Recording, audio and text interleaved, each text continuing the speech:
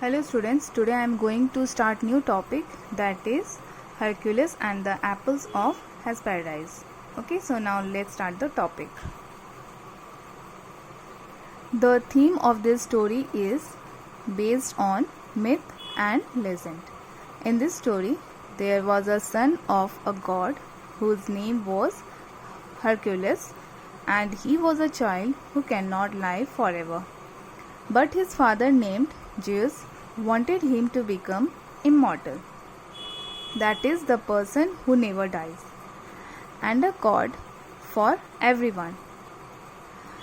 In order to become a god, he went to the king Eurystheus.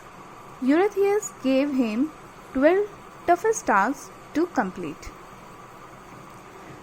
Hercules, with his strength, successfully completed the 10 tasks. Watching his strength, Eurystheus became angry and assigned him the 11th task, which was to bring the apples of Hesperides.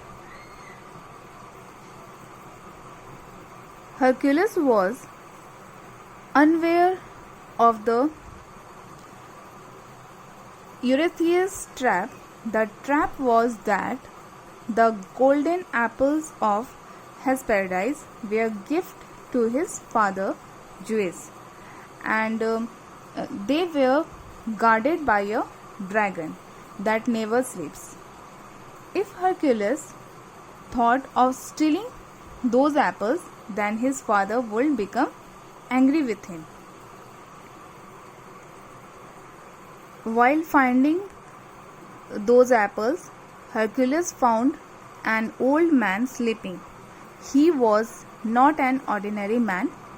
He was a magical creature who was known as the Old Man of the Sea, who could answer any question. He showed Hercules the way to find those apples and made him realize of Eurystheus' trap. As Hercules reached the garden, he saw a giant named Atlas. Atlas' job was to hold the sky up on his shoulders.